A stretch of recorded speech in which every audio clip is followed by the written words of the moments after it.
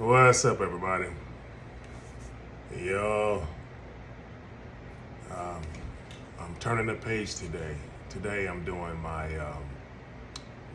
first podcast. I've been doing the videos, as you know, just trying to, as I keep saying, drop them breadcrumbs for the next people coming behind me, trying to figure this thing out and trying to figure out how to live with this condition. Man, you know what? It's crazy. I've been through so many different levels of learning with this stuff. Um, Man, and I'm just looking at all my symptoms, and I was going back yesterday and just thinking about it. And like, it was self-medicating to the T. Because when the doctors told me they couldn't find anything wrong, I literally was trying to figure the symptoms out myself and treating myself. And that's what gets most of us in trouble, guys, because that's uh, the one thing that saved me. Because I've noticed that people who have, if you have like substance abuse issues like alcohol or harsh drugs, that's going to be the one that take you out. And all because you're just trying to feel better. And trust me, guys, I really, really, really, really get it. I really get it. But I was seeing doctors and they were like, oh, no, that's it. That issue's okay. So here I am treating that symptom myself. And so anyway, I'm just saying, guys, sometimes you can't listen to one doctor. When you don't get your answers, you keep looking. It took me about 15 years to kind of figure this thing out. And mine is sad because it took for people to die. People around me who was doing the same things I was doing to die. Kind of reminded me of that movie, that Erin Brockovich movie, when she went in there and saved all those people and they had that lawsuit. That was a class action or something. Didn't work out well for me, to be honest, because I don't want to dwell on it too much, but the Olympic team, as well as their lawyers, believe that they only need to evaluate us and not treat us, which is why I decided to turn the page, guys. I'm focusing really on the healing. I can't keep putting that energy out over there and fighting a system that I don't speak the language of. They have literally turned their backs on us. That's what it is. At this point, I have to accept it, and I'm going to find help for everybody another way. Pretty much the same things that helped me, because as you guys know, I told you, I didn't give you all the gruesome details, but it was awful for me, man. It was just, that's what kept me fighting so hard. Like I know about the hyperbaric oxygen that I'm using, and I know where I'm at when I don't use it. So what about all my friends and teammates who I've lost touch with over the years, who I know are probably struggling with this stuff, because pretty much everybody I know who raced has some form of it or not. And so for me, it's like, I'm panicking because I know how I feel when I don't use it. And here I am, I'm just pushing hard, just trying to get them where they are. Get them where I am. And then, but I tell you what, let me go a few weeks. For those of y'all who follow my channel, let me go a few weeks without using the oxygen, and I go backwards. And it's just, oh my God, it's just an awful feeling. And just when you just think this thing is over and you're feeling great, yeah, stop getting in that chamber, and I'm gonna pay for it.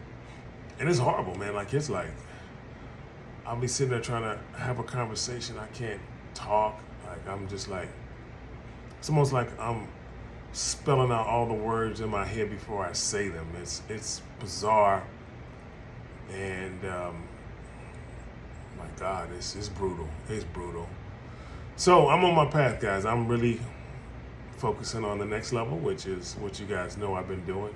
I have a crowdfund out there, guys. If you please find it, guys, and share it and donate. Please donate $1. Donate 5, 10, 20, whatever, 100, whatever you can afford to donate. It's going to save a lot of lives. It's going to save a lot of lives. I had to do some paperwork the other day. I was like, well, how many people do you think you can help? And if I do the numbers properly over a year, I probably can help about 1,500 people at minimum. If I open it up at, look at my lip. Oh my God, that's gross. I apologize.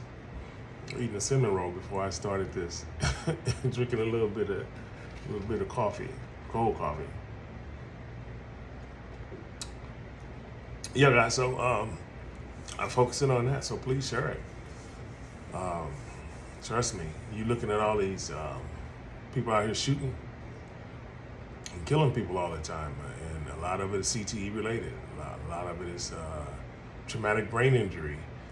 And I heard this, I can't say this word. I went to college for this, and I took it and I studied it. Statistics. I can't hardly say the word. It's just crazy. So it's embarrassing, but it's funny at the same time. They say that 60% of people in prison right now they all had some type of brain injuries as they were growing up. And remember, guys, it's the only muscle in your body. The only muscle in your body, if you injure it, they tell you don't do anything to help it. Just go sit down. Don't go to sleep.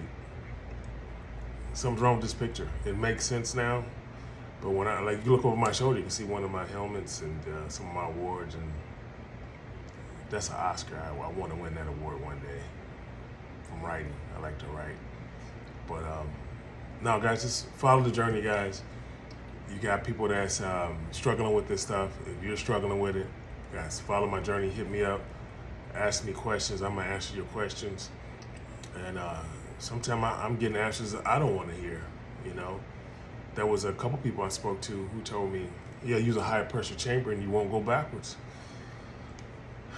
And then I started listening to them talk, and some of the things they tell me, they were saying, let me know they're still having problems. This might be my condition. This might be my fate. This might be what I'm going to be. This might be the best I'm ever going to be. And if that's the case, I'm grateful that it's better than when I started this journey, but it's heartbreaking at the same time. Like it's not a beautiful thing.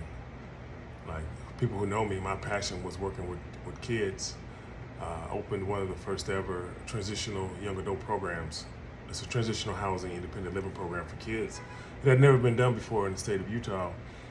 And I just I saw what they were doing with providers and services for children, and when they leave corrections, and it didn't make sense to me. So I changed it and I fixed it. That's my passion. This is what I love doing. In my 20s, I had probably 40 kids or so through programs I worked for who called me dad, you know. In my 20s, I wasn't even old enough to be, you know, to be their parent, you know, maybe an older uncle or a brother or something. But yeah, man, it's just, I think back with all the things I've done, it's shocking. But I guess I kind of was the perfect person to fight this case here and to find help for my teammates. And not just my teammates, there's so many military veterans.